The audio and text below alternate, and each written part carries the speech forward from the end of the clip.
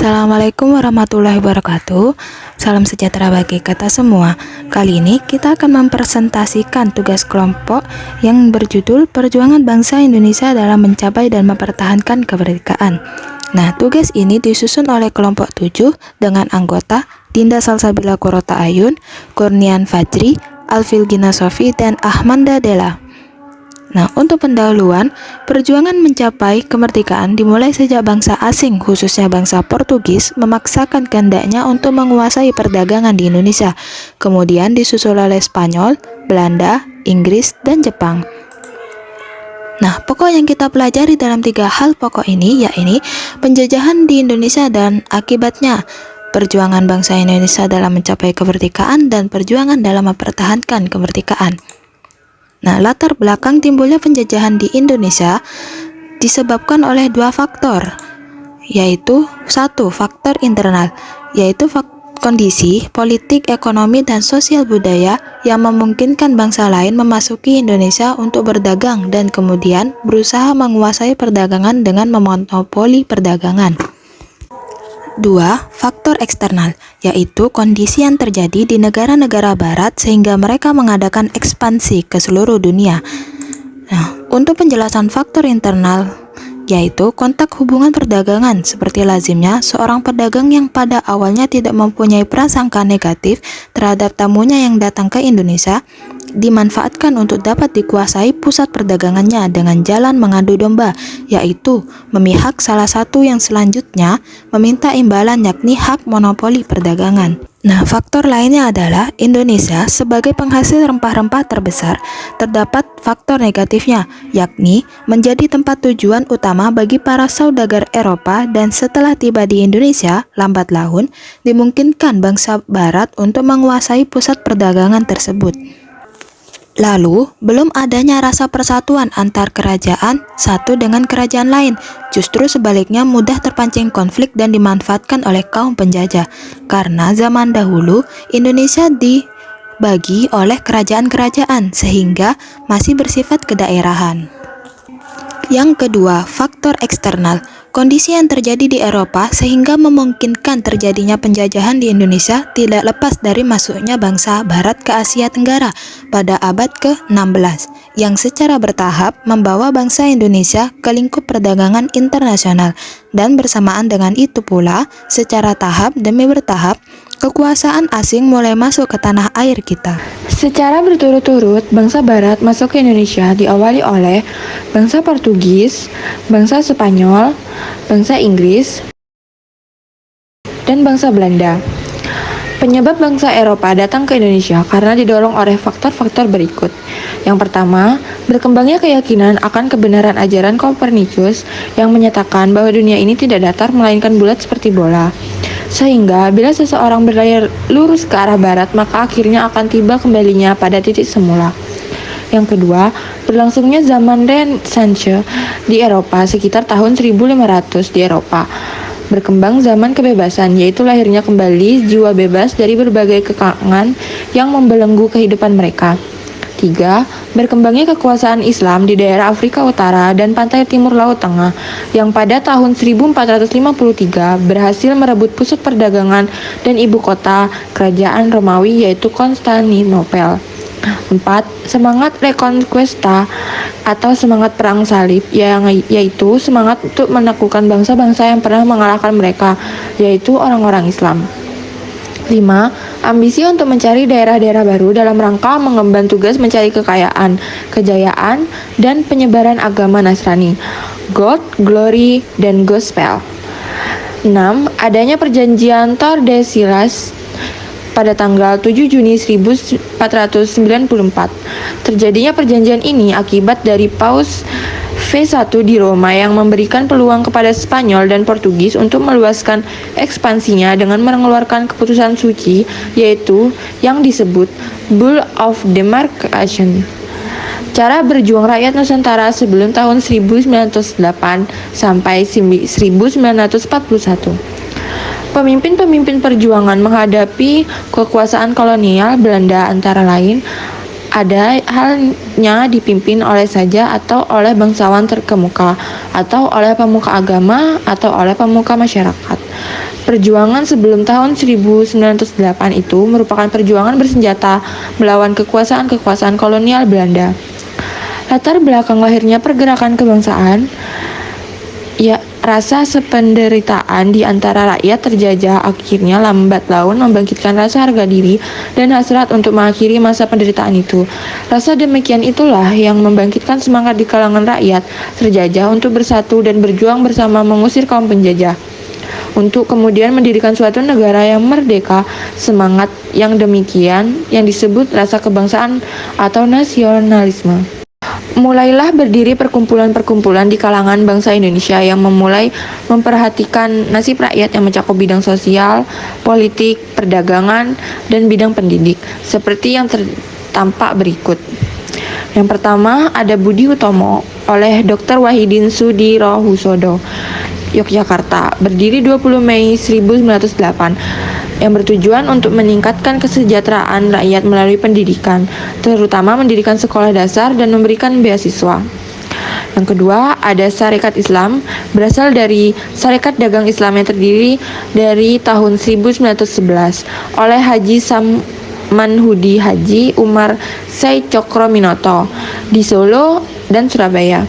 Berdiri pada tahun 1912, bertujuan pemupukan jiwa pengusaha dan pemupukan dasar keagamaan, mengorganisasikan kaum pengusaha Indonesia terhadap usahawan Cina. Yang ketiga, ada Muhammadiyah oleh Kiai Dahlan, Yogyakarta, berdiri tahun 1912, bertujuan pembaruan agama Islam dan kesejahteraan rakyat, mendirikan sekolah dasar menengah dan pendidikan tinggi, dan mendirikan rumah sakit. Indische Partij, Partai Hindia oleh Dr. Dowes Dekker dan Dr. Ticto Mangkusumo Suwardi Suryaningrat, Bandung, berdiri tahun 1912, bertujuan untuk pembinaan rasa kebangsaan, bertujuan kemerdekaan Indonesia lepas dari ikatan Belanda. Perguruan Taman Siswa oleh Ki Hajar Dewantoro Suwardi Suryaningrat, Yogyakarta, berdiri tahun 1922, bertujuan memakrasa harga diri sebagai bangsa Indonesia, mendirikan sekolah-sekolah dasar dan menengah. Perhimpunan Indonesia oleh Dr. Muhammad Hatta, Negeri Belanda, berdiri tahun 1927, bertujuan untuk Indonesia merdeka tanpa kerjasama dengan Belanda. Pada tahun 1928 Oktober, di Jakarta diselenggarakan suatu rapat besar atau kongres yang dihadiri oleh wakil-wakil perkumpulan pemuda yang didasarkan atas rasa ke daerah, seperti Jong Java, Pemuda Jawa, Jong Sumatera, Pemuda Sumatera, Jong Celebes, Pemuda Sulawesi, Jong Ambon, Pemuda Maluku, Sekarukun dari Jawa Barat, dan Jong Islam Bon, Ikatan Pemuda Islam. Tepat pada tanggal 28 Oktober dalam salah satu sidang kongres itu untuk pertama kali diikrarkan oleh segenap hadirin. Kami, putra dan putri Indonesia, mengaku bertumpah darah yang satu, tanah air Indonesia.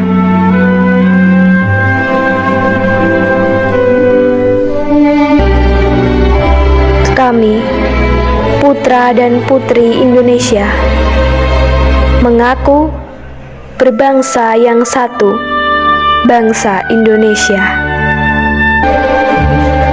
Kami, putra dan putri Indonesia, menjunjung bahasa persatuan, bahasa Indonesia. Pada tahun 1931, perkumpulan-perkumpulan pemuda yang disebut di atas melebur diri menjadi satu dengan nama Brand Indonesia Muda, Dasar Kebangsaan. Kemudian pada tahun 1939 diusahakan Senafu, penggabungan berbagai politik menjadi Gabungan Politik Indonesia, GAPI. Adapun tujuan GAI ialah agar secara tergabung menjadi satu usaha memperjuangkan tuntunan menjadi lebih mantap. GAPI menuntut agar Dewan Rakyat diganti dengan bantu parlemen atau Dewan Perwakilan Rakyat yang sebenarnya.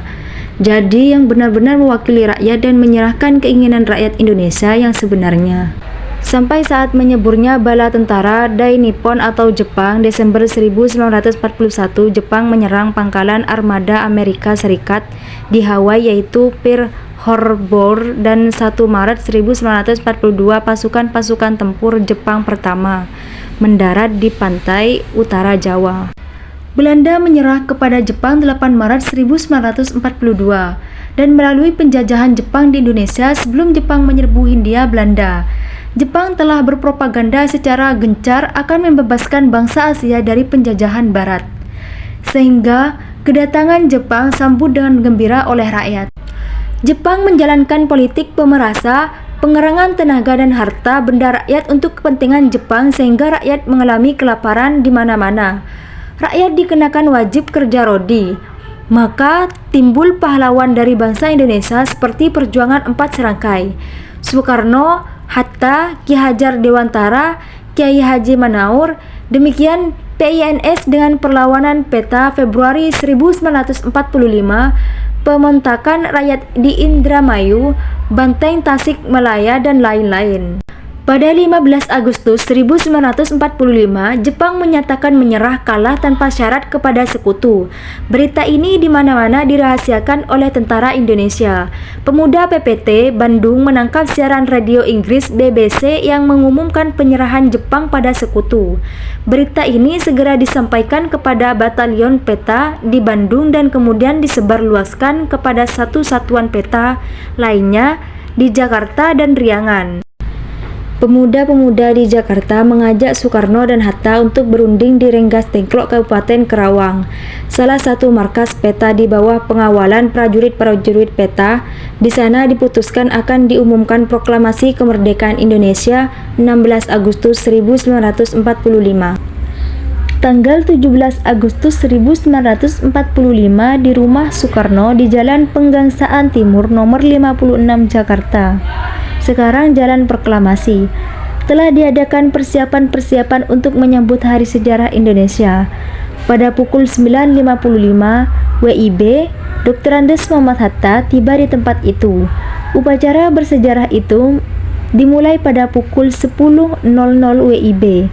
Soekarno tampil ke depan mikrofon atau pengeras suara, maka ia pun membacakan naskah proklamasi sebagai berikut. Proklamasi. Kami, bangsa Indonesia, dengan ini menyatakan kemerdekaan Indonesia. Hal-hal yang mengenai pemindahan kekuasaan dan lain-lain diselenggarakan dengan cara saksama dan dalam tempo yang sesingkat-singkatnya. Jakarta, 17 Agustus 1945, atas nama bangsa Indonesia, Soekarno, Hatta. Proklamasi kemerdekaan Indonesia diproklamasikan pada tanggal 17 Agustus 1945. Pada tanggal 18 Agustus 1945, persiapan kemerdekaan Indonesia mengadakan rapat kilat. Panitia itu menetapkan Soekarno dan Hatta menjadi presiden dan wakil presiden negara Republik Indonesia. Untuk menyelenggarakan keamanan dan ketertiban dibentukkan pasukan bersenjata yang dinamai Badan Keamanan Rakyat BKR. Tenaga-tenaga inti BKR adalah bekas anggota-anggota PETA. BKR adalah pasukan resmi pengawal kemerdekaan pada tanggal 5 Oktober 1945. BKR diresmikan menjadi Tentara Keamanan Rakyat 9. TKR, kemudian nama diubah menjadi Tentara Republik Indonesia TRI. Setelah itu menjadi Tentara Nasional Indonesia TNI. Tentara Inggris dan Belanda mendarat. 1. Pada September 1945, tentara Inggris dan Australia di bawah pimpin Jenderal Christison mendarat di Pulau Jawa. Mendarat pula orang-orang dari Belanda dari Australia yang dipimpin oleh Van Mock. Belanda berusaha meruntuhkan RI dan membentuk pemerintah Belanda di Indonesia yang disebut NICA. Pertempuran pembela kemerdekaan. Pada bulan November 1945 di Surabaya terbit pula pertempuran melawan pasukan NICA. Dalam kejadian itu seorang perwira tentara Inggris, Brigjen Malaby, meninggal dunia tertembak. Komandan tentara Inggris di Surabaya menuntut supaya pemuda-pemuda Indonesia menyerah.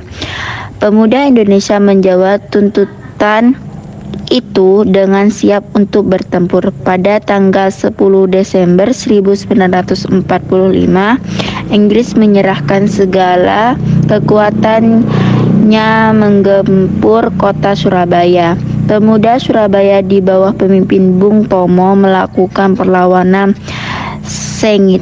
Pemuda-pemuda bertekad bulat lebih baik mati daripada dijajah. Pada tanggal 10 November sampai sekarang diperingati sebagai Hari Pahlawan. Berjuang memulihkan kedaulatan. Pemerintah Republik Indonesia. 1.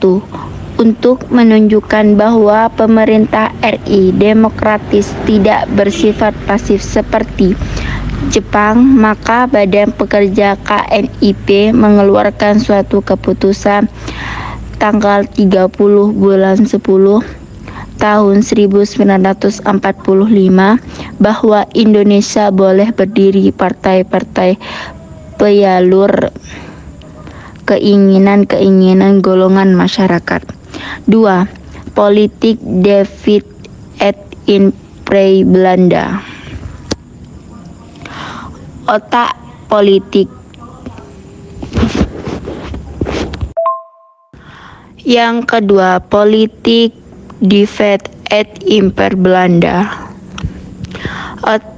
Otak politik Divide et Impere itu ialah Dr. Haji Venbok. Pada tanggal 15 Juli 1946, Belanda mengadakan konferensi di Malino yang menghasilkan gagasan akan dibentuk negara Indonesia Serikat yang terdiri atas 4 negara bagian, yaitu Sumatera, Jawa,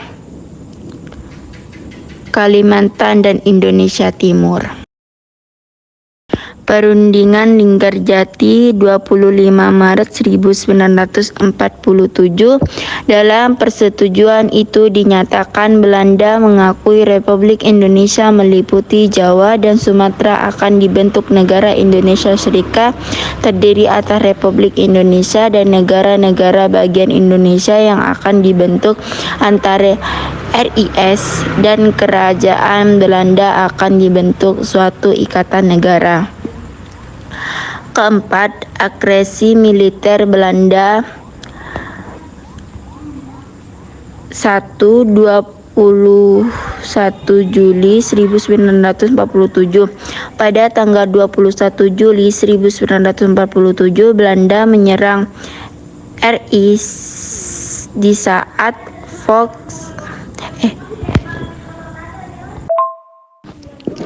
Keempat, agresi militer Belanda 21 Juli 1947. Pada tanggal 21 Juli 1947, Belanda menyerang RI di saat VOC merebut daerah-daerah Mataram. Pada abad ke-18 diulang kembali oleh Belanda waktu merebut daerah-daerah Republik Indonesia. Perundingan Renville 17 Januari 1948. Persetujuan Renville ditandatangani pada tanggal 17 Januari 1948. Hasil perundingan itu makin merugikan RI. Banyak golongan yang kecewa atas hasil perundingan Renville itu dan akibat Amir Syarifuddin mendapatkan kritik hebat dan menyebabkan jatuhnya kabinet yang dipimpinnya. Kabinet baru dipimpin oleh Mohatta sebagai Perdana Menteri. Agresi militer Belanda 19 Desember 1948, pasukan para Belanda ditunjukkan di lapangan terbang Maguwo, kemudian kota Yogyakarta dikuasainya. Presiden Soekarno dan Wakil Presiden Mohatta yang tetap berada di tempatnya ditawan dan diasingkan ke Parat, sebuah tempat di tepi Danau Toba, kemudian dipindahkan ke Bangka di Sumatera. Dibentuk pemerintah darurat RI dipimpin oleh Saifuddin Prawiranegara. Yang ketujuh, perundingan Remroyen 7 Mei 1949,